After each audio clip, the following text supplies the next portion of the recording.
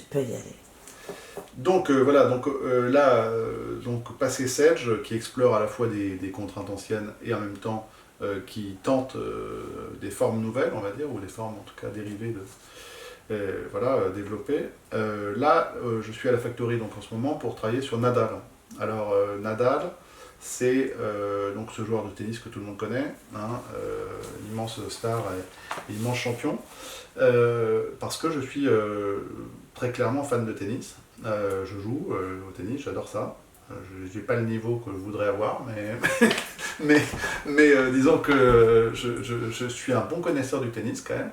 Et je me suis dit, voilà c'est ce que je disais hier, je me suis dit à un moment, je ne sais pas comment ça m'est venu, mais tout d'un coup j'ai eu ce projet autour de Nadal. Alors c'est aussi parce que la fin de carrière arrive aussi pour lui. Il y a un moment, et puis je voulais rendre hommage à ce gars d'une certaine façon. Alors c'est un hommage sincère et en même temps c'est pas vraiment un... Évidemment je ne vais pas écrire sur Nadal un ouvrage journalistique, il y en a eu plein. Je suis pas journaliste, je suis pas en train de chroniquer sa vie, etc. C'est pas du tout le propos, mais en tout cas ça part quand même d'une fascination réelle, d'une admiration quand même réelle pour ce gars qui voilà, même au-delà du caractère commercial, presque capitaliste de cette entreprise qu'il est à lui tout seul, voilà, qui est portée par toutes les marques, Nike et compagnie, etc., Kia et tout ça, qui est quand même admirable même du point de vue des valeurs.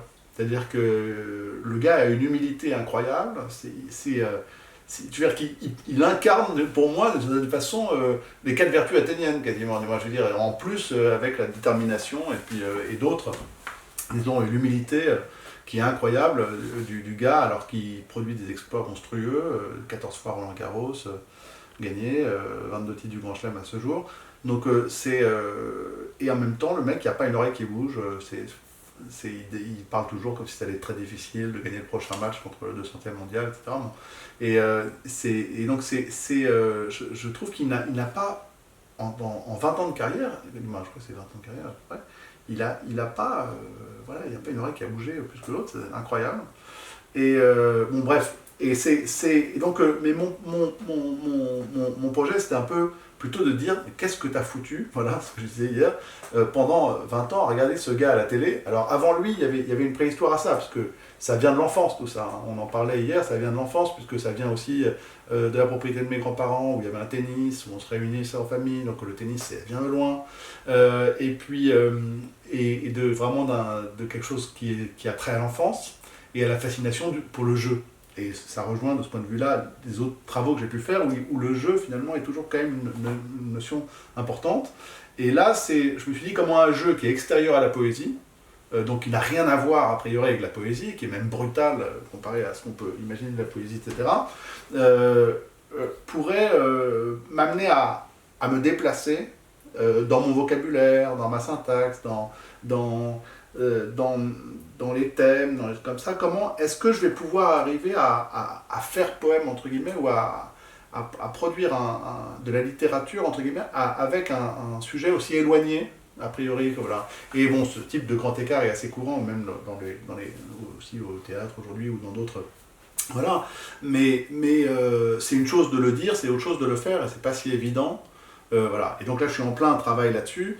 Et donc cet ouvrage, c'est plus un ouvrage sur la fascination, sur qu'est-ce que c'est qu'être au bord du cours. J'aimerais bien que ce soit une sorte de petit ouvrage de consolation pour le kidam que nous sommes, qui n'ont pas été à triompher 14 fois sur le central de Roland Garros avec des millions de gens qui les acclament. Voilà, donc c'est peut-être un peu le point de vue aussi de qu'est-ce qu'il y a entre mon regard, qui est finalement le regard finalement d'un loser en comparaison. Je suis à peine classé 32, tu vois, donc et ce central, voilà, cette gloire comme ça, qui est télévisée en plus, donc médiatisée par d'autres biais, etc. Donc comment on peut parler de cet espace qui sépare, et qui n'est pas... voilà, et comment on peut trouver aussi la gloire, le plaisir, voilà, la réussite de sa vie, l'intelligence, en restant au bord du cours. Voilà, est-ce qu'on est au bord du cours? Est-ce qu'on est au bord de sa vie en étant au bord du cours? Pas forcément. Non, on est dans sa vie aussi. Donc, et voilà. Et puis là, et en plus, Nadal il vient d'avoir un enfant, etc. Donc là, il va prendre une claque dans la gueule monstrueuse. Donc, je ne sais même pas comment il va pouvoir gérer. Mentalement, tellement ça peut, tellement pour faire ce qu'il fait, il doit s'investir psychiquement d'une façon énorme.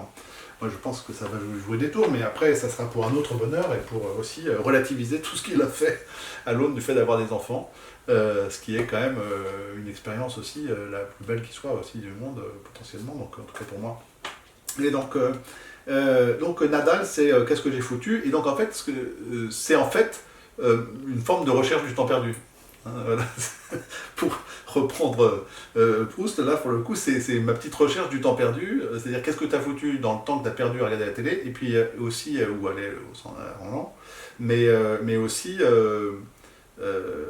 voilà, d'où ça vient tout ça. Et ça s'articule là pour moi, pour l'instant, alors je suis complètement dans le travail, autour de 5 citations, hein, qui me guident actuellement, qui sont d'une part la citation qui va bien à Nadal de Nietzsche, hein, qui est tout ce qui ne me détruit pas me rend plus fort. Voilà, et la citation aussi de Beckett, Ever tried, ever failed, no matter, try again, fail better. Hein, donc échoue encore, échoue mieux. Voilà. Et comment finalement on peut trouver aussi dans l'échec une forme de salut. Bah, je ne suis pas religieux, mais une forme de en tout cas des ressources intéressantes pour s'ancrer personnellement dans sa vie, dans le monde, etc. Et comment souvent le malheur vient aussi à mon sens, du fait de nier l'échec. Voilà. Donc de ne pas l'accepter, de ne pas le voir, de ne pas le prendre, de ne pas voir ce que ça dit, de le relativiser aussi, etc.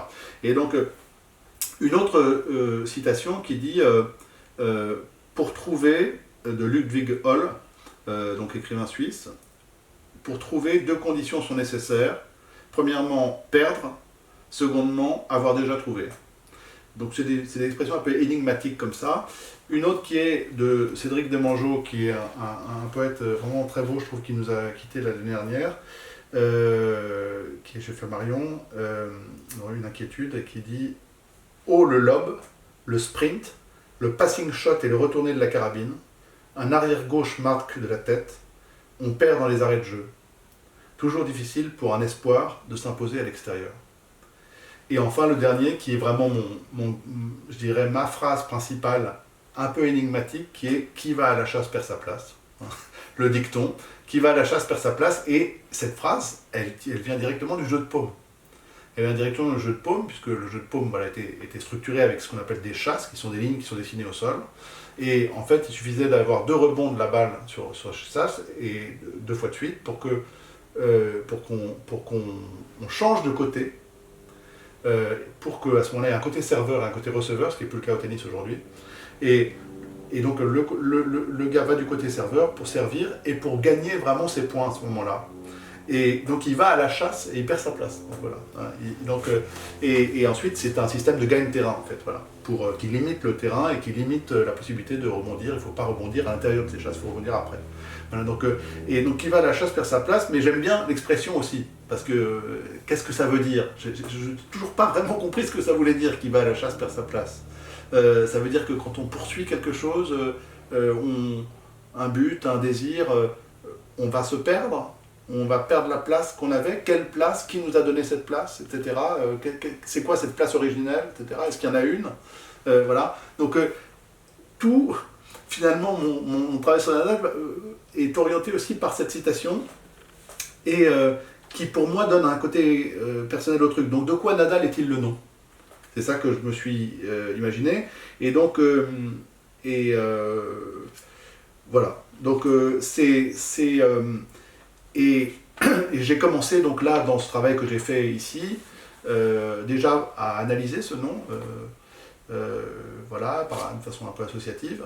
Et puis, en le disséquant aussi, ce que tout ce nom pouvait évoquer comme signification, comme matériau sonore, etc., comme évocation. Et, et, puis, et puis, je suis parti nécessairement du cours de tennis. Du cours de tennis. Et alors, j'avais fait une première structure qui est toujours en cours, mais qui ne m'a pas servi à la factory. Là. J'avais pris un match en 5-7, voilà, de Nadal, bon, c'était Nadal contre Medvedev à l'Open d'Australie, match en 5-7, très intense, etc., et qui me permettait de structurer mon texte. Donc, dans l'ordre de comptage des points, 15, 15-30, voilà, etc. Hop, premier set, deuxième set, troisième set, etc. Donc, voilà, pour l'instant, ça ne me sert pas. Je ne sais pas si ça me servira un jour, mais voilà. Et je suis parti donc de la nécessaire... là, je suis dans un travail où je dois vraiment rentrer dans mon sujet et de façon la plus exhaustive possible, c'est-à-dire comprendre tout ce qui fait le tennis, tout ce qui fait un cours. Voilà, donc j'ai commencé à écrire un long texte qui commence par une description du cours de tennis, très précise, voilà, avec des chiffres, tout ça à l'appui, et qui va jusqu'au geste. Jusqu'au geste de lancer une balle avec sa raquette, à l'aide de sa raquette, et dans l'air, et voilà, et qu'est-ce que c'est que cette balle, quel est son point de vue, quelle serait, voilà, et voilà. Donc, je suis voilà, rentré dans cette matière, ouais, un peu comme un scientifique qui vraiment, tout d'un coup, voilà, voilà, et j'ai voilà, essayé de voir aussi comment ça sonne. Est-ce que si j'arrive à cette précision la plus extrême dans la description d'un objet que je laisse abstrait à ce stade, parce que si je parle tout de suite de Nadal qu'on connaît, etc., voilà, je vais tomber dans quelque chose où tout d'un coup on va être dans le flou, dans le vague, on va être voilà, dans le monde commun, dans le commun facile, immédiat, dans le nous facile, etc. Alors que tout d'un coup j'ai essayé de le prendre comme un truc objectif, hein, comme une sorte de... Voilà, encore une fois, avec cette espèce voilà, et de voir si en creusant cette précision de la description du cours de tennis, du mouvement, de l'analyse du mouvement, du rebond, parce que c'est que voilà, parce qu'en fait il y a une autre chose que je dis, c'est le sous-titre de Nadal, ça pourrait être de la gifle et du rebond, hein, voilà, de la gifle et du rebond, peut-être la gifle qu'on prend à la gueule par la vie même, et du rebond qui est susceptible potentiellement d'arriver. Donc il est question de la résilience aussi évidemment, et de la résilience de la balle, on est l'incarnation, sans laquelle évidemment le jeu n'est pas possible.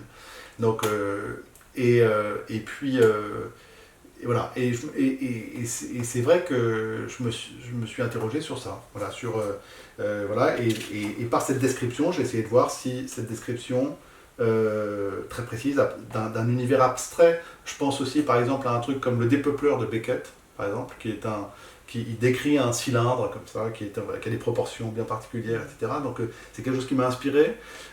Aussi, là, m'est apparu hier soir dans la lecture Francis Ponge. Tout d'un coup, je me suis dit, ah bah oui, il y a du Ponge là-dedans, parce que, évidemment, tout d'un coup, comment, par cette prescription de la description, il y a finalement, voilà, il y a peut-être aussi une forme de poème qui peut apparaître de la réalité même décrite, quoi, des objets. Et puis toute cette difficulté que j'avais, voilà, à être dans cette marge de la gloire, entre guillemets, finalement apparaît dans ce caractère besogneux, je crois, du texte. Et jusqu'à un envol qu'on espère s'envoler comme l'oiseau, les oiseaux convoités dans Sèvres. Voilà. Mais après, voilà, là je suis complètement au milieu du travail, je ne sais pas du tout où ça va me mener, mais par contre je me rends bien compte qu'en travaillant vraiment dur dessus, j'arrive à drainer, à réveiller des zones très personnelles, profondes, voilà, et des choses qui ont attrait très bizarrement à la psychanalyse, à plein de choses, à plein de sujets. Et c'est vrai qu'en fait, voilà, pour dire les choses comme ça, quand je prends de plus en plus aujourd'hui, chaque projet me permet d'apprendre à travailler, et j'apprends péniblement à travailler, parce que je suis un cancre au départ, hein, donc je suis vraiment, moi, je suis suis pas Victor Hugo, quoi, hein, donc je n'écris pas debout, assis comme ça, voilà. Donc c'est humain, voilà. Mais donc et donc en apprenant à travailler, ce que j'apprends déjà, c'est qu'un sujet doit m'apprendre quelque chose. Donc je dois apprendre quelque chose. Donc comme si j'allais à l'école, donc ou à l'université, disons. Donc un sujet comme ça, là maintenant, il doit m'apprendre des trucs, je dois étudier, comme un universitaire qui va étudier un sujet, qui va apprendre des choses et qui va se nourrir de tout ça dans le corpus pour ensuite produire un objet, voilà. Et, ou une sorte de thèse, mais qui sera littéraire. Et c'est... voilà. Et donc, voilà, c'est tout ce que je peux dire. La seule chose aussi de cette idée du cours de tennis, c'est que je trouve que, encore cette idée de la limite, de la contrainte, qui agit comme un outil optique et comme un outil pour créer une forme. Il n'y a pas de forme dans un espace qui serait pas limité. Une forme ne peut naître que d'un cadre. Voilà, et une structure, voilà. Donc, et ce cadre rectangulaire, comme ça, qui est un cadre abstrait, symétrique, etc., voilà, m'intéresse, en plus parce que pour moi, il est synonyme de paradis. C'est-à-dire que je suis sur un court de tennis, hein, mais voilà, mais je connais d'autres gens aussi, hein, hop, je suis hyper content. C'est-à-dire que je ne connais pas vraiment beaucoup de meilleures façons de passer son temps à le perdre, à courir après une balle et à l'envoyer, à la rejeter, etc., à essayer de marquer des points, de stratégie, etc. Bon. Donc ce cours de tennis, c'est synonyme de paradis. Hein. Et voilà, donc c'est d'un étrange paradis qui serait un paradis clos, abstrait. Voilà, et finalement, on se dit, si la vie ressemblait à une partie de tennis, finalement, ça serait plus simple, quoi. Ça serait sympa. Il y a un truc comme ça. Et surtout, ça permet, ça crée une scène, comme la fameuse scène connue de la Bible. Ça crée une scène où finalement la tragicomédie de la vie pourrait apparaître, mais dans des limites raisonnables. Donc voilà.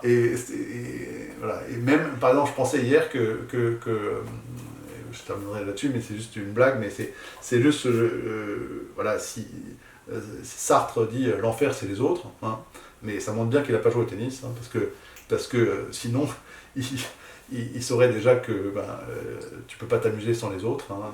Au tennis, tu as besoin d'un partenaire, comme dans la vie d'ailleurs, et deux partenaires d'autres.